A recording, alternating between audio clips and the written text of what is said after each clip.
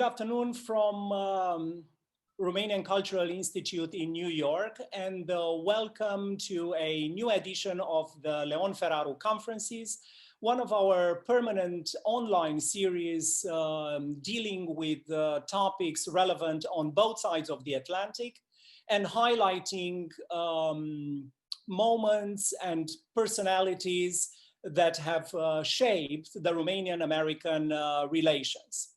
And we'll be talking about one of these moments, indeed,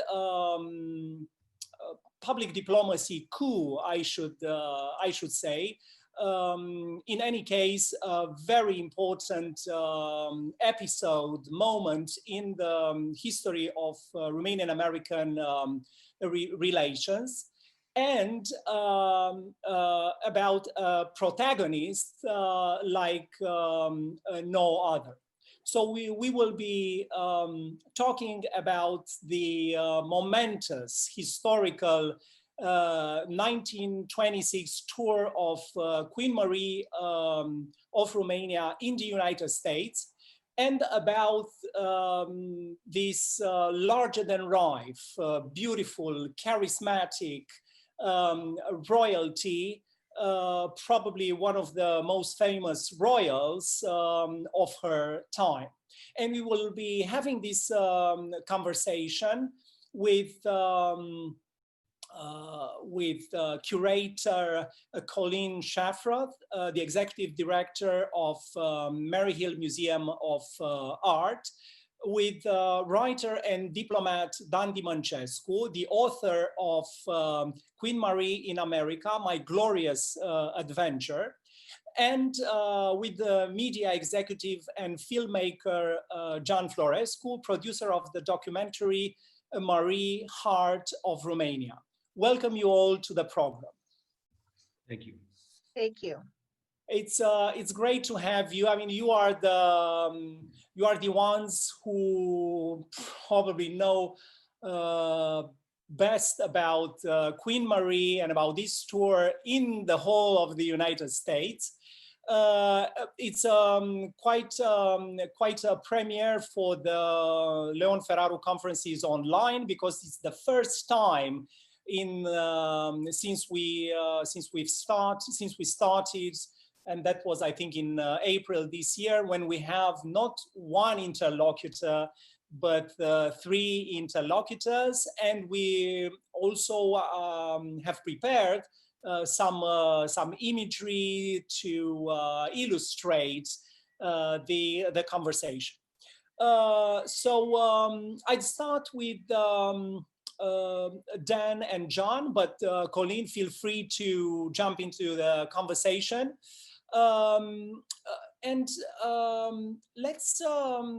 Let's see, who was this beautiful, charismatic queen?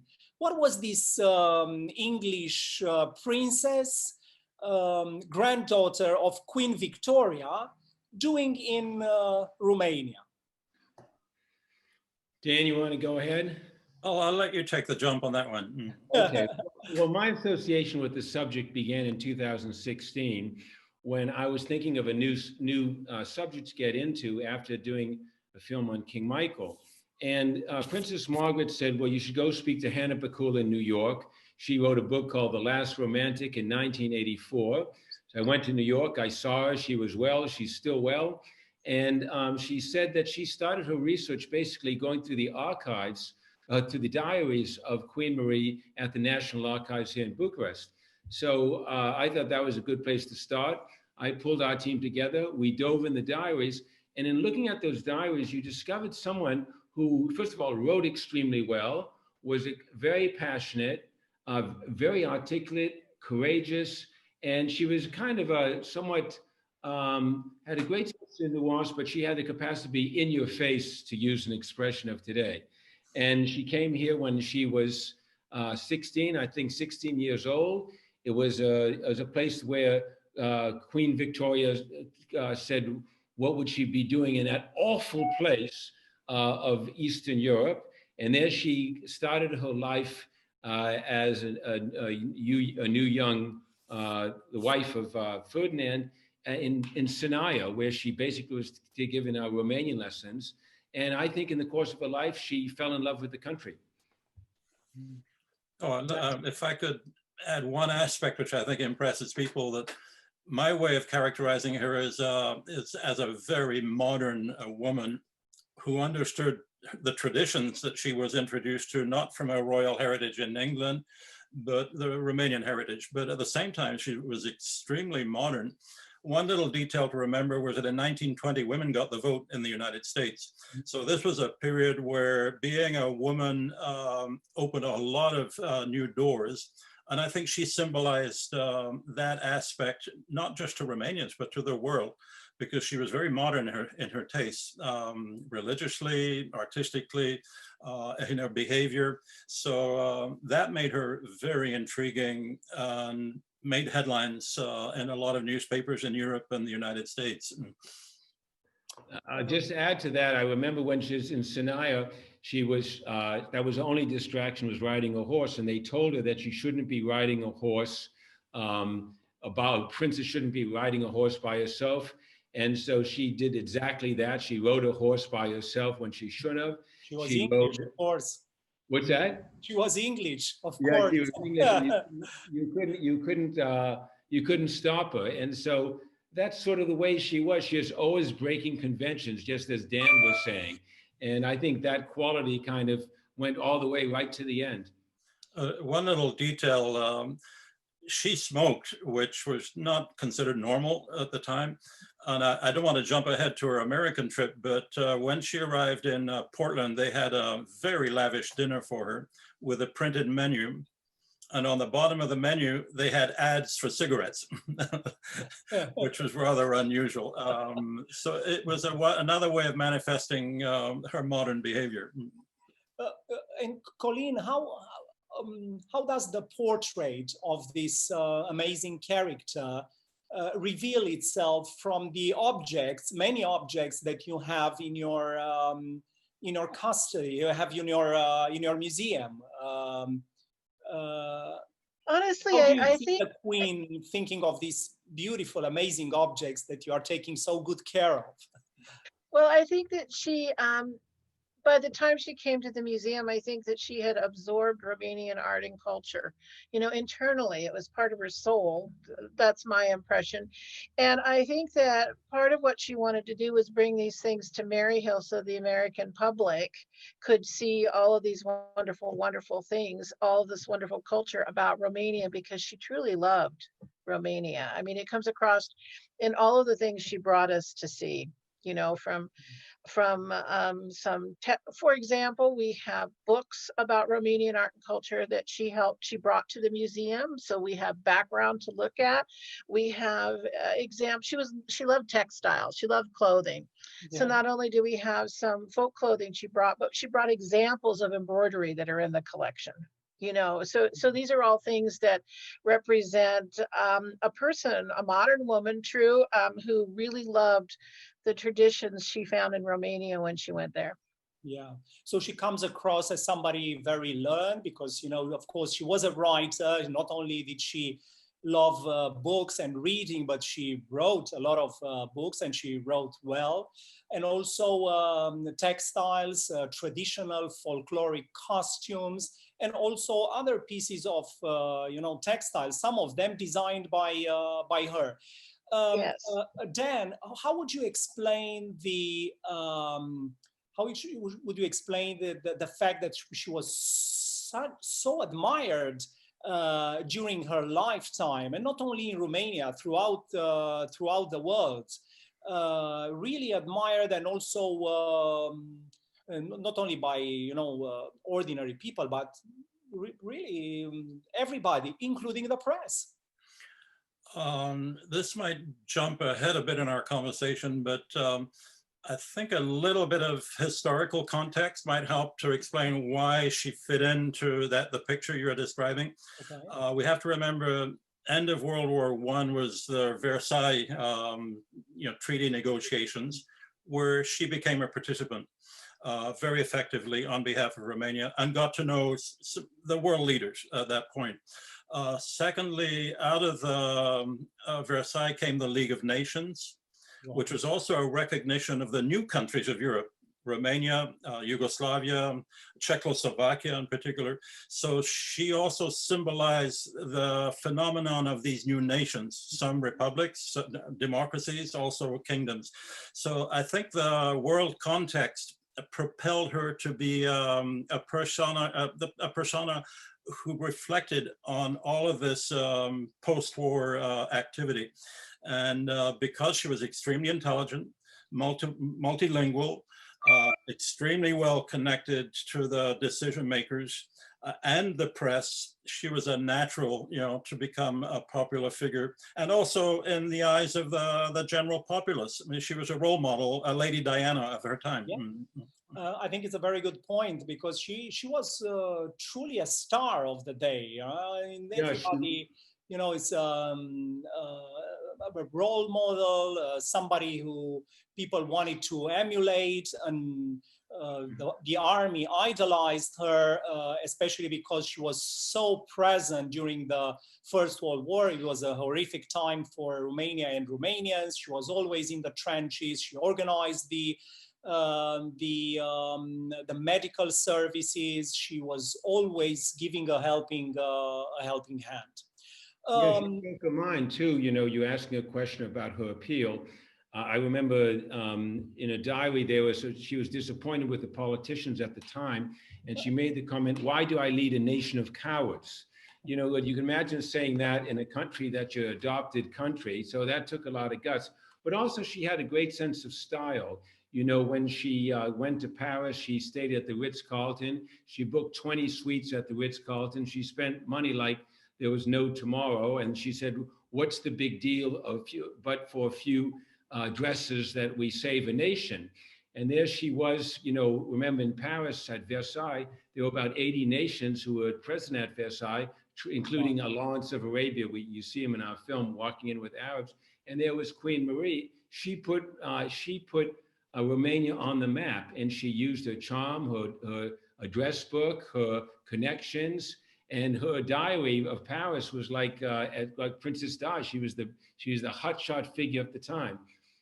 But remember too, at Versailles, I don't think there were too many women playing the role that she played. So she stood out as a female among a wide panorama of older male figures.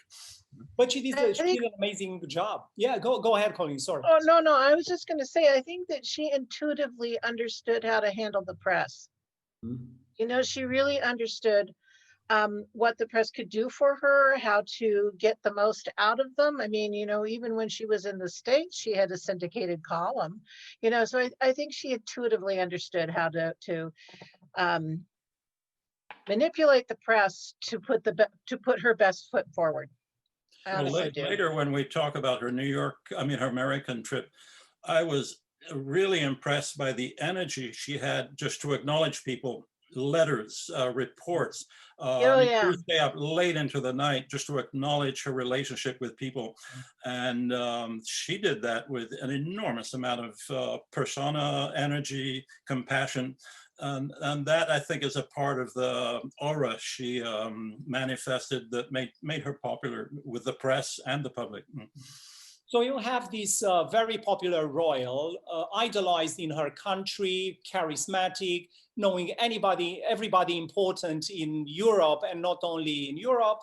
And it's 1926 or before 1926 when she decides to take this trip across the Atlantic. How this visit came about? What was the reasons for the Queen to cross the Atlantic? Well, I think I'll jump into this, and John or Colleen, you may have a very different picture to add to what I believe was the motive. We have to go back to a friend of hers, Loie Fuller, the modern dancer in the 1890s, early 1900s, who came to Bucharest in 1906. And the Queen befriended her because the Queen was very impressed by her dancing and helped her financially in Bucharest. The war came.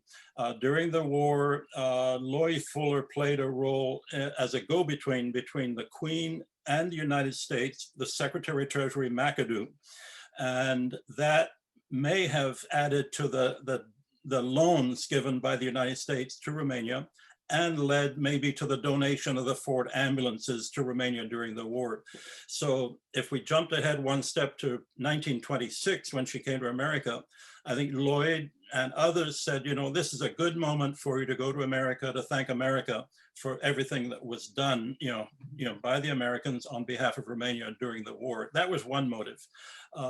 There are other motives you might get into that John or Colleen could refer to, but she had developed a number of very influential friendships we may talk about later in America that had economic connections to from the United States to Romania, not the least Rockefeller, not the least some of the big banks, lawyers of New York. And we'll talk about that a little later, but I think there were economic motives for coming to Romania, which was considered the 5th richest country in Europe at that time. She also had ties into Newport, Rhode Island, which was sort of, they had their so-called cottages down there. And she had many of her friends from Newport, Rhode Island, go to Romania, to Sinaia, to visit her beforehand. So she was going to a country where she felt she'd be welcome. And it's interesting, we had footage of her arriving in New York, and it was like a parade like you'd get for the first astronauts who landed on the moon. And as she pointed out, with confetti falling from the sky like a snowstorm, and it was remarkable. There she was with all these Irish politicians in New York City. They were all glad handing her arm on her back. She was in these magnificent retinue of cars and horses, and people loved her. And I can't imagine any figure actually in the last 20 years who would ever get a reception like that in New York. Now you can imagine how the Romanians felt when they read about it back home. And then she gave interviews all over town. We found one of the first times she ever spoke was recorded somehow, or ended up at the University of North Carolina. And she was talking about the love of the American people and how warm and how they embraced her.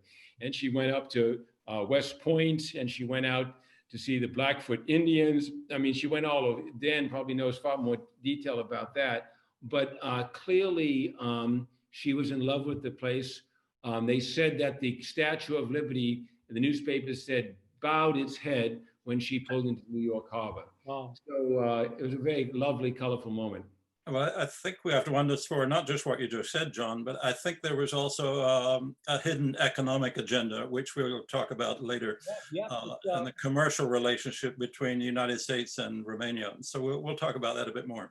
Yeah, and also, Colleen, I mean, who are the American friends of, besides Lois and some other the people on the West Coast? Or were there any other significant friends that were important during this visit? Well, I think first of all, Americans were in love with royalty, and they always have been. So I think that partially played into this whole thing about the Queen coming. And at the time they said that she was the second royalty to visit the United States, King Albert of Belgium being the first, both at the invitation of Samuel Hill. So Samuel Hill was a friend of hers. The story goes, as far as I understand, that he might have met her early on when he was in Europe selling railroad bonds, but the connection deepened through Loie Fuller, and they were good friends. There's correspondence at the museum where they talk to each other and write to each other, as well as correspondence between her and Loie Fuller. So many of Sam's friends, Alma Spreckles, got to know her, who is the sugar heiress down in San Francisco. And many of Sam Hill's friends in the Pacific Northwest got to meet her and greet her. And so beyond that, I'm not sure of all the names, but she was well received here. Yeah, and also a lot of I think she had a lot of very important meetings, and we'll talk about that. But I think it's important to dwell a little bit more on the objectives of the tour, of the visit. This was a very long and tiring visit. And of course, it required a lot of resources. What were the, Dan, you were talking about the economic objective, one economic objective that was underlying the decision to come to the United States. And maybe you can elaborate on that. And also maybe you can talk, you all talk about the diplomatic objectives, if there were any at that time. Well, quickly, we have to remind ourselves that her trip was not an official government visit. It was a private visit. So we have to put the diplomatic thing aside. She was not representing Romania officially. She came as a private visitor. But nonetheless, it was a public diplomacy exercise. Public diplomacy, if you will. Yeah. That term did not exist then. Two names I think that are very important in terms of the economic relationship. One is Rockefeller and Standard Oil. Rockefeller made his first foreign investment in Romania in 1906. And the Romana Americana operation in Romania was the fruit of that investment. A very important investment for Standard Oil in 1906, which grew after World War I into a very significant refinery in Ploiești. So there was the oil aspect to the economic relationship, which is a significant one. The second was that she was friends with William Nelson Cromwell, probably the most influential lawyer of his time in New York and later in Washington. And he was the one who orchestrated a lot of her business visits in the United States. William Nelson Cromwell had created the Society for the Friends of Romania. And if you look at the board of directors, it was unbelievably influential, including the young John Foster Dulles, who was a famous Secretary of State after the war. So through Nelson in New York, that opened all of the doors, you know, to the who's who of bankers and economic interests. And through the Rockefeller Standard Oil connection, that opened another set of avenues into the raw material kind of industries that had an interest in investing in Romania, which was resource rich. So those were some of the aspects of her relationships in America. And every door in America opened to her, bankers, businessmen, etc. And I think Colleen or John, as we evolve the story, we also want to talk about the social relationships she had. A lot of them are a result of Loy Fuller and Elma Spreckles relationships. And by the way, Elma Spreckles was the richest woman in California, fabulously rich. And Colleen, you may want to tell her life story a little bit later. But oh, later maybe. Yeah. So it's 1926, and just to give a little bit of context, John, can we? What was the temperature of Romanian American relations at the time? How close the country were, or because by that time they had decades of diplomatic relations, and I think in 1918 finally the legation was open. So it's in the interwar period when the Queen came to the United States. What was the level of? I'm not intimately familiar with exactly the status of the diplomatic relations there. I know that those relations go back, you know, till middle to the late 19th century. You know, we're celebrating 140 years of diplomatic relations, and those relations were, I would say, not intense. I think oil, as Dan was pointing out, was only coming on. I guess the development of the Ploiești oil fields was sort of at the turn of the century. Even the first diplomat here, I think his name was Schuller, he was posted here in Bucharest, and then he was reposted in Athens to look over the region.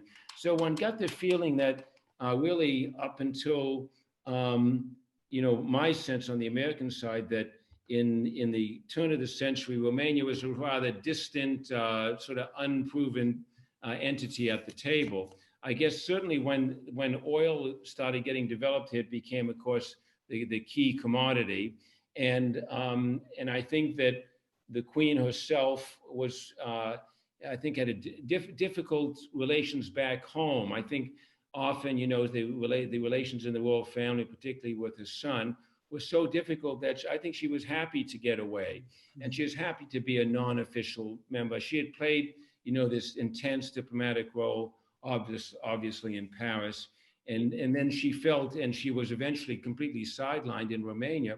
I mean, it's amazing if you all know Bucharest, the Arch of Triumph, you know, which is to mark the World War I. Well, when they had the commemoration of the Arch of Triumph, her son, Carol II, gave the speech, and there she sat in the honorary position, and she points out in the diary that never once did her son even mention her name for what she did in World War I. So I think that maybe some of the motive, obviously, what Dan was saying was economic, but I also think that there was a lot of hard times back at home, and it was her opportunity to get away and show once again her stuff in an international setting. At the same time, it was a time when the United States was going through an isolationist phase after the First World War. So probably the relationships with any other country in Europe wasn't, you know, as heightened as they would become later. Did he? I want to come back to one point about the America-Romania relationship in the 1920s. Yep. Prince Antoine Bibescu was the minister in Washington during the middle 20s. He was married to the daughter of Lord Asquith, which brought him into the power structure in England. But as the Romanian minister, he opened a lot of doors and eyes on Romania among the American elite, social and political elite. Step two to that, just to give you a flavor of what was going on, Titulescu came, to Washington as finance minister to renegotiate the American war loan. And Titulescu was extremely unsuccessful in getting better payment terms. So America, on its radar, had repayment of loans, on its front burner, and Romania did not do too well in getting favorable terms from the United States. So you get these mixed messages of Romania being, a country, 5th largest economy in Europe, and at the same time, a country not able to negotiate favorable terms on the war debt from America to Romania. Yeah, it's a very good point. So many things were in play during that time, and also the context was very important. Also, although the visit was not an official one. But did she come with a big retinue? Was she accompanied by a lot of people, or how did her entourage look like? Sorry about that. Somebody wants to answer to this question instead of you, then, right? Sorry about that. We looked at the New York Times every day. Yeah, that's right. I can't shut it off. Okay. Yeah. I was just saying that the and the visit were quite extraordinary. We looked at the New York Times for the 8 consecutive days during a visit starting in New York City, and she was on page 1 every day, and they described her train as the most extravagant, luxurious train that had ever, set across America. So her retinue, as always, was, I don't know the exact number, but obviously large enough to fill up a Union Pacific train. And in fact, we had quite a job because since we were colorizing World War I, we had a team of 6 people in Paris and 6 people in Bucharest who had to get the correct colors of her jewelry, of her clothing, of uniforms of soldiers. And we said, well, what color was this train? Because we have a shot of the train, moving across the United States. So we had to go to Union Pacific into their archives and actually get photographs so we could match it up.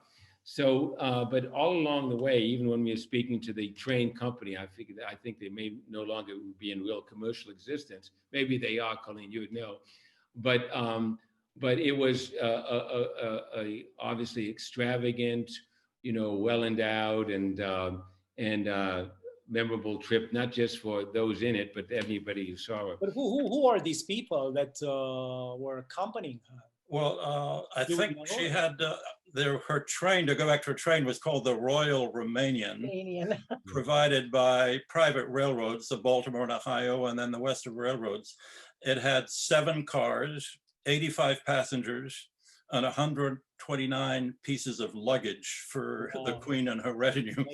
A lot of the organizing among her friends was done by a woman named Lily Morris, married to Ira Morris, was a diplomat, a wealthy American diplomat. Lily Morris was a daughter of the Rothschilds, you know, the famous Rothschild family. So Lily Morris and 2 Romanian ladies in waiting did all of the organizing of visits, mailing, appointments, an unbelievable job. And Lily Morris wrote a diary, which is another source of very interesting insights. And Colleen, you might want to talk about that, whether you have that diary in your files and have read it, but it's a fascinating insight from another perspective of a lot of the intrigues and wheeling and dealing going on that trip. But to come back to your original point, it was 85 people, 129 pieces of baggage, 7 cars, and as John said, a very lavish setup for the, well, naturally for the Queen, but the trains were not designed for the Queen. They existed as trains for the elite of the railroads to use for their own personal travels. I know that Lily Morris did write a book, My Travels with the Queen, I believe it was called, and it is in the collection at Maryhill Museum. And it was, the trip itself seemed to have been, you know, it was a mix of events and programs and people to be seen and people to be talked to and people to be thanked. But there also were occasions where there was embarrassing moments that happened along the way where people kind of got into a little, well, Sam came close. He thought he was, they all thought he was going to like knock somebody out. And so it embarrassed some people occasionally with these little incidents. And Dan, you probably would know more about many of them. I just know about the famous one with Sam Hill, when a friend of his was ousted out of a car at one of the events and he got mad. Well, it wasn't just a friend, it was Colonel John Carroll, who was an ex-military man, put in charge, of total charge of the train from beginning to end by the railroads.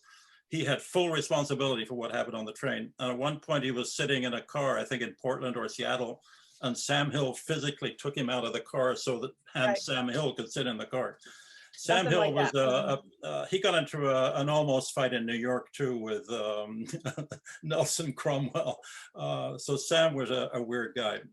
And eventually Moy Fuller got on everyone's nerves too. But right, because of who she was. But, you know, Sam, actually Alma Spreckles finally in Portland left the group because she was scared of some sort of social damage that could happen if these things kept continuing. So she made an excuse of being ill and headed back to San Francisco at the time. So but look, it was sort of a National Enquirer type moment, I think. But look, this was a long trip. It was a tiring trip. There were, you know, many meetings, many people to meet.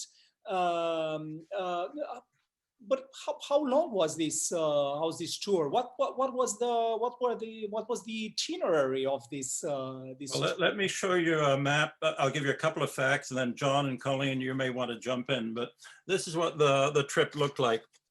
If I can hold it back a bit. So it started in. Am I holding it up? It's upside down. Here we go. The trip started in New York. Is it upside down? No, it's good. New York. Then it went up into Canada. And then all the way to the West Coast. It's and then down. I think it's upside down. It's upside down, right. Yeah, okay, it started in New York, ended up on the West Coast, followed the northern route, Canada, and then back into the US, and then, you know, back to New York. That was 10,000 miles, which is about 15,000 kilometers. They made 35 different stops along the way in a 6-week period. I mean, a phenomenal trip. And apparently there were hundreds, some people said thousands of requests coming in for the train to stop in local communities. And that's what Lily Morris had to deal with, to try to figure out where to stop, who to see. But a phenomenal trip. John or Colleen, you may have more big picture the big picture of that trip. Well, we didn't call that trip because our story ended pretty much at in Paris. But there's an interesting comment that Colleen, you were talking about amusing events and powerful people, that she tended to draw powerful people, such as before in Romania, there's this Colonel Boyle, who is a Canadian adventurer of some sort, who somehow fell in her circle. And I think there's a fascination, certainly on Boyle's side, with Queen Marie. Probably was in love, and certainly everybody knew about Steer Bay, that was going on. So she had a little bit of an inclination to draw powerful people, and she liked really tough guys. And I don't know exactly the character of Sam Hill or some of these other people, but certainly the reputation in Romania was that she liked these men. These men came into her lives. They occupied a position close to her. There are all kinds of correspondence and letters and notations in a diary, and then they sort of disappeared. I know that when Boyle finally left the scene, he died in England, and she was always sure that every year that I think it was orange flowers were laid on his gravestone, I think not too far from London. And of course, a woman arrived reliably every year, dressed in black, and would lay these flowers on Boyle's gravestone. So you sort of had, as I said, these same types of characters popping up. Obviously, that seemed to happen in the United States as well. I think there was also an interest in one of the heiresses from Newport. Colleen, what happened during these stops of the train and also at the museum? What was going on? You know, with so many 30+ stops. How would a stop like this would look like? I did bring some pictures of the dedication in 1926 that you guys might be able to show here in a second. And I think that they were joyous occasions, actually. They were, and this is Sam Hill here and Loie up there on the right. And of course, the Queen is Princess, and then Alma Spreckles down below, because they were all, they were all here in 1926 to see the museum and to celebrate its opening. And then if you want to look at Sam and Marie, well, there's the museum itself. And then right down below, this is Sam and Queen Marie stepping off of the train. I think her son is behind, but I'm not positive. But in any event, the train was very important because she came to the museum by train. They put her in a car and brought her up. The story is they took a red carpet out of a local hotel because, of course, queens have walked on red carpets, and they wanted to make sure she had a red carpet to walk on. That's a local story. But it was such a grand affair. And after she dedicated the museum to peace and beauty, because of course, when she came, sort of the embarrassing moment was the museum wasn't finished. It was just a concrete building. This is a dedication. So she dedicated it to peace and beauty. And of course, Loie didn't come to the dedication because, as I think Dan mentioned, she had upset a lot of people already. And she was another kind of strong woman who did what she wanted to do. But her speech talked about Sam and Loie and their friendship, and it brought Loie to tears, I understand later. But you can see Queen Marie is releasing a dove or a pigeon of peace. And we have a small film clip. You can see it on our website. And if you watch closely through the whole thing, of course it's silent, but if you watch closely through the whole thing, she's not so sure she wants to touch the pigeon, I think. And then and then afterwards, she very, very slowly and almost looking around to see if anybody watched or wiped her hands on her coat, So, it must have been quite an event for her to come to this empty museum, to dedicate it to peace and beauty, honestly, and to wonder what in the world Sam was trying to do. Because I would think she would have thought, well, it would be done. It would be done. It would be a real museum, but it was a concrete shell at that time. But it's not a concrete shell anymore. It's not anymore. No, it's full not of anymore. things. Not anymore. It's one of the most beautiful museums in the United States, and this is also an urgent invitation to all of our viewers to visit the museum. I would consider it a piece of Romania, part of Romania in the heart of the United States. It's just a wonderful museum with a huge collection. comparatively of objects that belonged to the great queen. But yeah, it was a long trip. It was you know, a lot of meetings, a lot of encounters. Dorian, let me mention a couple of examples, because the most phenomenal thing about her trip to America was the number of people who physically saw her. Yes. And the legitimate numbers are close to 1 million people having been in physical proximity to her, visual proximity to her. Not to speak of radio talking that she did, because radio was new. She talked to millions and millions of people over the radio. She was in the press. There are two examples I want to mention, and I don't know if you can see in this picture. Yeah, this is one example in Denver of a hall where 18,000 people came to see her in a hall. Now, I don't know what kind of sound system they had, but that was one example. The second, which is even more impressive, you can't see maybe, but this was in Kansas City. President Coolidge gave a speech to dedicate a new monument. 200,000 people showed up. He was featured with Queen Marie on the event, and she apparently spoke to 100,000 people. Now, I don't know how you speak to 100,000 people without sound systems, but those were just two examples of how popular she was, of people wanting to come close to her. In many smaller towns, the train would pull in, and as common in America, the last car of the train would have a little balcony. She would come out on the balcony, and there were examples of little towns where 10 to 20,000 people would just crowd around just to see her. And never mind just hearing anything she might say, but those were phenomenal turnouts for her as a personality, on top of all the social events, tea parties, informal encounters. She even had a meeting with oil men in Casper, people who worked in an oil well. These are guys dressed in oil-covered suits, and she went to see them. She met some cowboys who put on a show for her. So she tasted a bit of every little bit of what America stood for in the 1920s, which was America blossoming as a new economic power. And she witnessed that and absorbed that information while also sharing her personality with the public. Dorian, just before you popped on, I was asking Dan, whether Queen Marie had ever been to San Simeon, which is the home or the castle of William Randolph Hearst on the West Coast. So it seems like people who didn't see her actually pretended to see her, because if you go today to the William Randolph Castle, so to speak, on Pacific Coast Highway, you'll see the Queen Marie exhibit there, or at least was there a few years ago when I was there, as if she had been by there. She evidently never got there, as we know now from seeing Dan's map. But people obviously wanted to feel the glory, and maybe in the case of Randolph Hearst, sort of twist the truth a little bit for journalistic purposes. Well, one of the controversies of a trip was whether she would go south from Portland to California, because Loy Fuller and Elma Spreckles were encouraging her to come south. William Randolph Hearst was one of the journalists, a mogul, competing for her attention and exclusivity for his newspapers.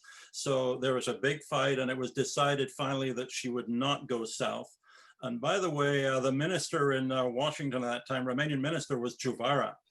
And a lot of controversy happened early in the trip where Nelson Cromwell and Sam Hill had volunteered to pay for the whole trip, something like $600,000 at that time.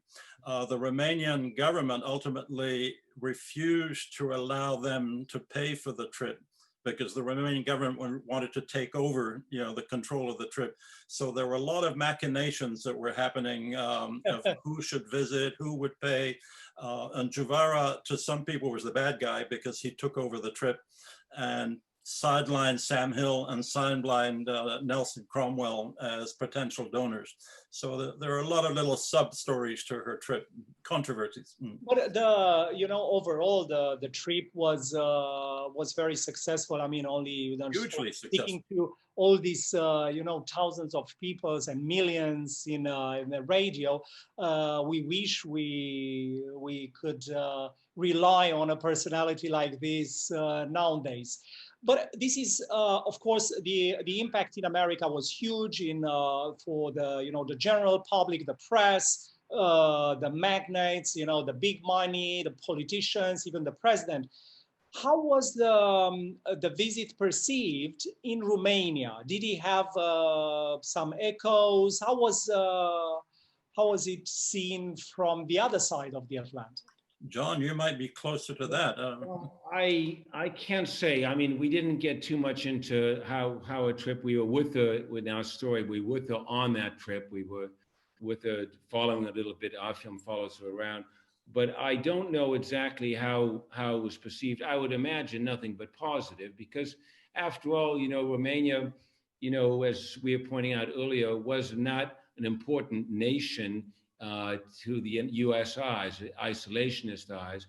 But if all of a sudden, a Romanian queen, in fact, she was so popular, she was doing advertising for women's beauty creams, and I think the proceeds were going to some charitable cause. That did cause a bit of consternation, apparently. Why should she be pushing women's beauty products? But I think overall, Romania must have been delighted with the fact that, from our little nation comes a woman that has the impact of the Queen of England or more. I would say she certainly had an impact on the Maryhill Museum of Art. I'm not sure that if, Definitely. I mean, she brought the New York Times to Maryhill. I mean, they called it the loneliest museum in the world, I think, at the time. There were thousands who came. There were thousands who came, and certainly not hundreds of thousands. But I think what's important here is how really rural Maryhill was then. To get there, it was very, very difficult. It wasn't something you just hopped in a car and did. You had to take some effort, and it put the museum on a map. And so I think that she came in 1926, and Sam passed away in 1931. And I think that trip was influential in seeing that museum became a museum. I mean, Sam left his estate and his and the building and ranch lands to the museum, and I think it solidified the museum being there, to tell you the truth. Otherwise, I'm not sure it might have happened. You never know, but I think her coming to the museum was very, very pivotal in the history of the organization. But Colleen, you're doing an amazing job in preserving the memory of the Queen at the museum. Could you talk a little bit more about what you're doing with exhibitions, with all sorts of events, in order to recall not only this visit, but this amazing larger-than-life personality? Well, of course, we have a permanent exhibition at the museum on the Queen Marie Gallery, and in it is furniture that came from Alma Spreckels, actually, but also via Alma Spreckels from Queen Marie.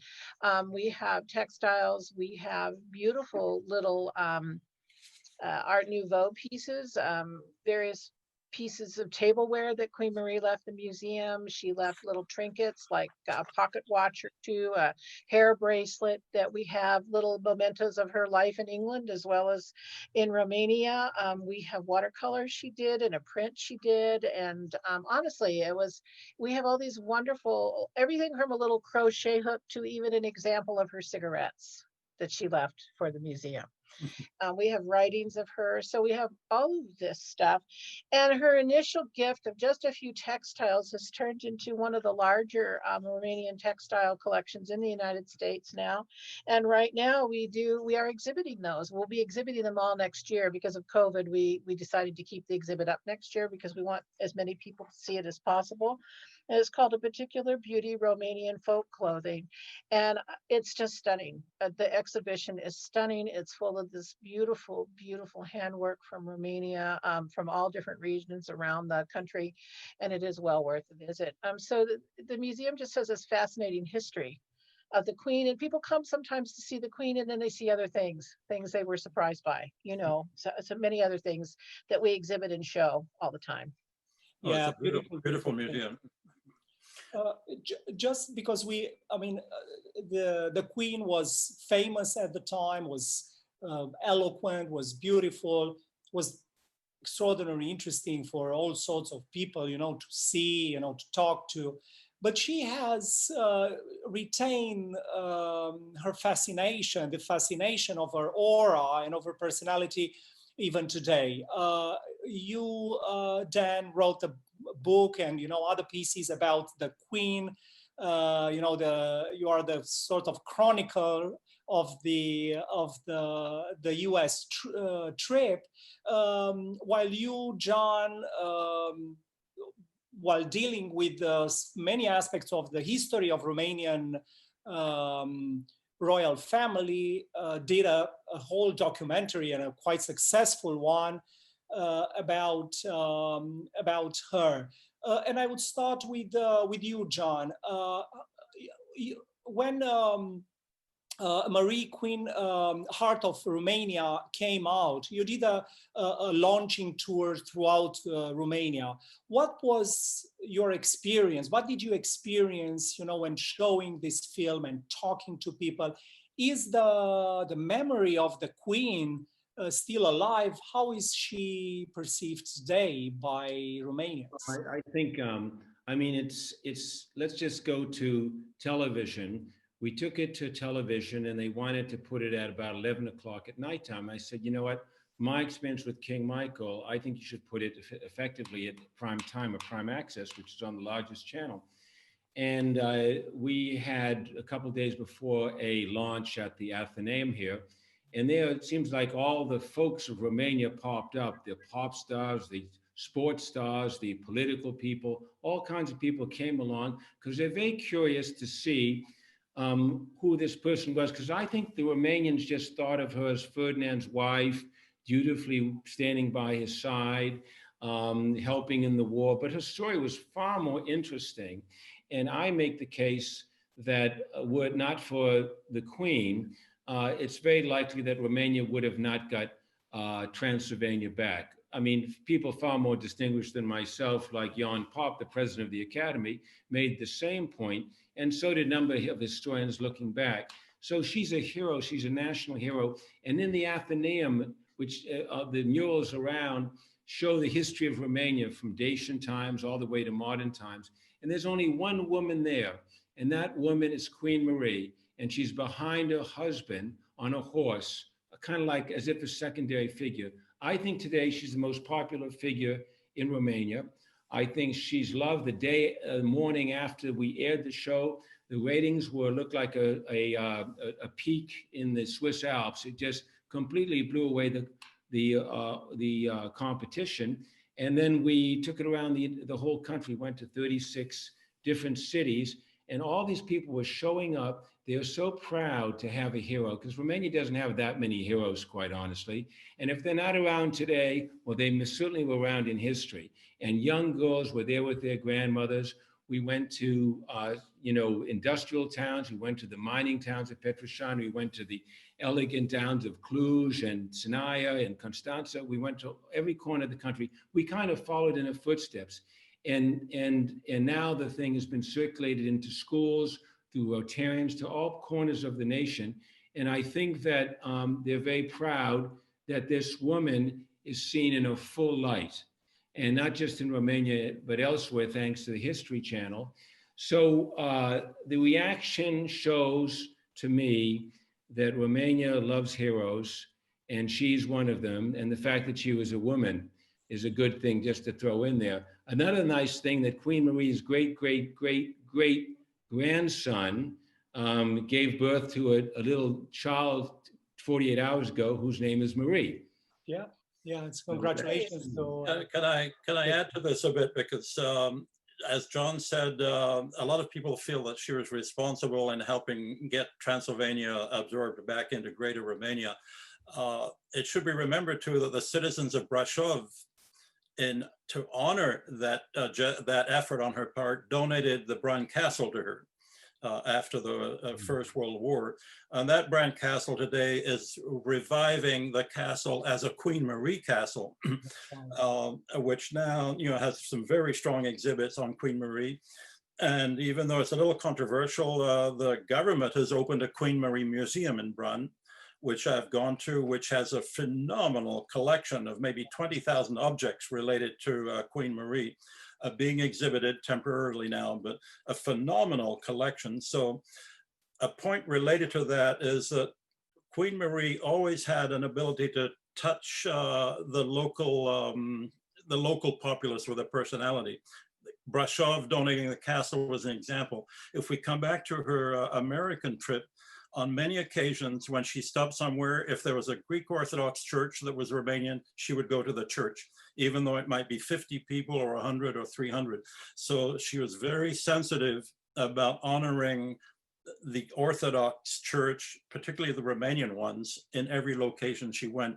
One little incident, the train slowed down in a little village somewhere where some local sheep had been brought for her to see these sheep.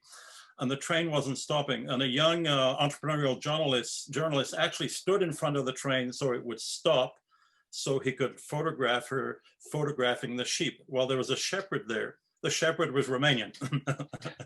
So that was kind of a little touch of the little sensitivities she had for local people, whether it be a shepherd, the parishioners in local churches, and that example I gave of the Brashov citizens donating Brunt Castle to her. Which is one of the most popular visiting sites, I think, for Romanian and foreign tourists nowadays. But I want to tell a little story, because when I came to the museum in 1986, they had a large exhibition celebrating her visit, and they also had an exhibition of Romanian art. It was an American in Romania who did glass work, and then a Romanian in America who did icons, and his name was Maryhill. I stood in the gallery with him. We were looking at his work, and he started to tear up quite a bit, because he said to me that I am so honored to be here at this time when you are honoring Queen Marie, because she was so important to us as a country and as his family. She just was that. And he was an expatriate, of course, because he came during Ceausescu's rule in Romania and had escaped Romania. And this was really, really important to him, this place at Maryhill. And honestly, he had tears in his eyes about it when he talked to me. So this kind of hero thing went on far beyond her death. It went far beyond her death with many people. Dan, while working at the book, which is it's an amazing book, and I wholeheartedly recommend it to anyone. When you wrote the book about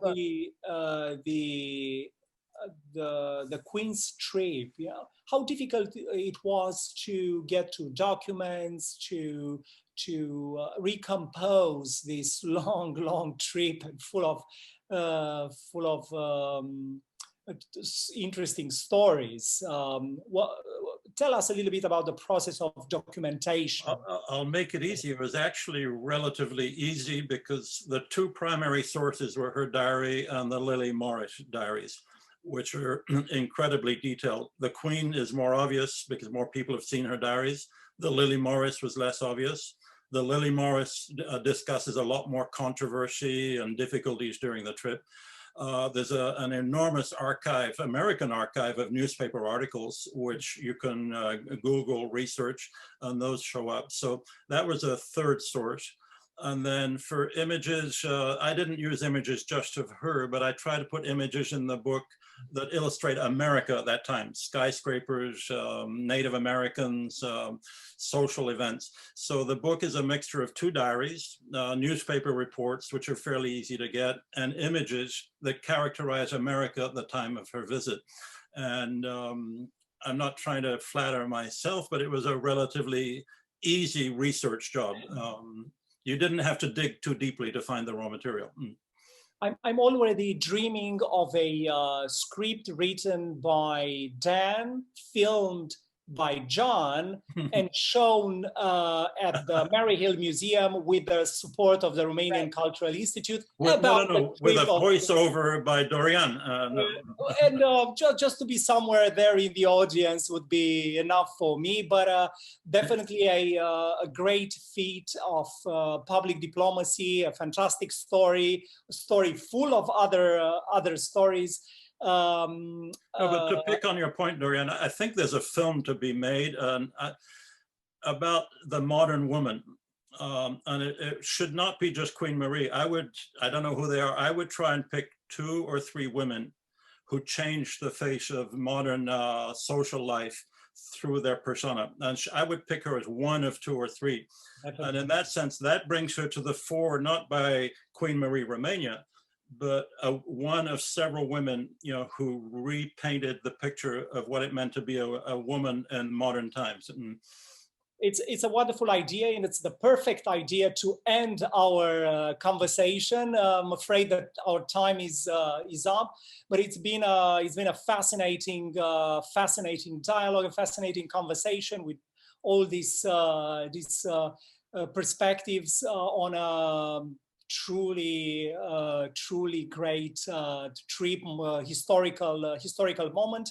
I urge our viewers to get their hands on lay their hands on the book and start reading it, see John's film, and visit Maryhill Museum, but also tune in to the programs of the Romanian Cultural Institute in New York. We have a premiere pretty much every day on exclusive content from history to music, visual arts, everything. Thank you all for spending this afternoon, or in John's case was in Romania, the evening, and quite late evening with us. And we can't wait to have the in-person events possible again, so that we can start showing the book and making an event with the book and with Dan here in New York or in Boston or everywhere in the United States, with John showing the film. It has never been shown in New York City, so it's about time we did something about it. And with COLLEEN and with this amazing treasury of objects and memories belonging to the Queen. So thank you all once again, and thank our viewers for keeping their attention alive, not only for this dialogue, but for everything we do here in the online program of the Romanian Cultural Institute in New York. Thank you. Thank you very much.